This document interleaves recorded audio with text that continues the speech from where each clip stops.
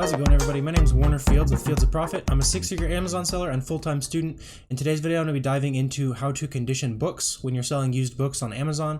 This is going to be really important when you're first starting out, or if you've been doing it for a while, so that you're going to be able to get good feedback, and in turn, that's going to up your sales in the long run as well. We're going to dive into the Amazon specific book condition guidelines, and then also some of my own personal guidelines that I've used to help get some more extra feedback in the past. So let's go ahead and jump right into it. Before we get into the value of this video, I just want to say that only about 15% of people who watch my videos are actually subscribed. So if you're not subscribed, go ahead and click the subscribe button right down below. It's free and you can always unsubscribe. Thanks. So I'm going to dive into some examples just for the newcomers in a second here, but I figured I'd go ahead and pull up the book condition guideline from Amazon Seller. I'll also throw this link down in the description below. But this is just to prove that the things that I'm going to teach you fit within the TOS. So if you want to take a screenshot or check out the link down below, you can check out these descriptions for yourself. But let's go ahead and jump into some content. I'll get you some hands-on experience with these condition guides. So the first condition we're going to look at is like new. So for me, I only will sell like new if it's still in the shrink wrap or if it looks like it's literally never been touched before. The guidelines say it can have a little bit of wear, but I like to just stick with basically new. Since you can't sell new books on Amazon unless you're working with the distributor, I just use like new as a placeholder for books that are actually new, and then that's gotten me some positive feedback in the past. The next condition I'm going to show you is a very good. I labeled it very good. It's got just some very slight wear on the front cover, and that's about it. You open it up, the pages are still crisp. You can just kind of feel that it feels like a new book. The cover feels good. It doesn't open very far without a lot of force, which means that it hasn't really been read before probably. The pages are still crisp. There's no writing on it. So this is an easy very good.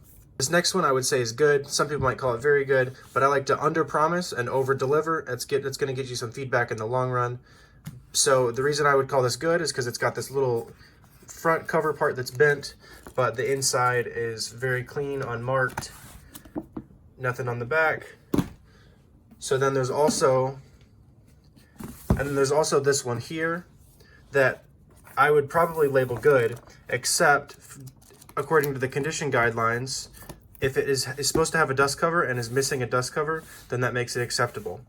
So what you can do in your description is say that it's missing the dust cover so that it's in acceptable condition, but the pages are unmarked, etc., and that might get you the sale. This next one I'm also going to be labeling acceptable. The reason is because this top section right here is a little bent. It's a little hard to see on video, but you can see how it's a little crooked. It just feels weird, and especially for a comic book, the reader might not like that, so I'm going to be extra sure to include that in the description of this book. This next one right here is also acceptable. Should be pretty obvious. It's really worn on the cover. It's got writing throughout. According to the condition guidelines, it can only be good and have writing if it's very infrequent. This I would say is way more frequent. The cover's torn. This is borderline not even sellable, but it's up to your personal risk tolerance. If this book is worth money, I would probably list it in acceptable condition. Since it's got this here, and then it just feels a little old, I would probably not sell this specific book since it's not worth a whole lot, but if it's worth more, I would probably go ahead and send that in. And then this last book here, I would label as acceptable or completely unsellable. The guidelines actually do say that you can sell with water damage, but it cannot affect the readability. So in this case, it doesn't affect the readability, but you got to think about it as if you're the buyer, right? So if you're buying a book and you get it and then it looks like this, and it just feels kind of gross and full of water, there's not really any writing, which is an upside for this one. So you could maybe sell it. I would only sell it if it was worth maybe 10 or 20, 30 bucks.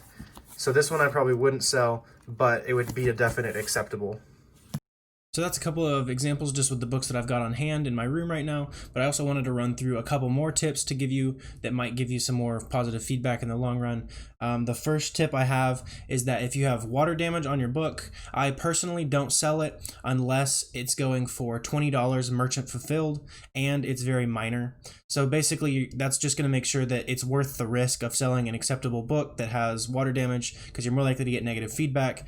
But I've found that if you make in your listing description, just put water damage in all caps first thing. You don't want to mislead your buyer, make sure they know what they're buying, and then discount it accordingly. You're going to do fine. Sometimes I've even gotten some positive feedback from people who say, oh, they sold me a book with low quality, but it was cheap, so it's fine, it works out great. The second tip I've got for you to watch out for is workbooks. So with good condition books, you can have a little bit of underlining, highlighting, that kind of thing. But workbooks, obviously people are planning to write in those books, so it's very important that the pages are clean.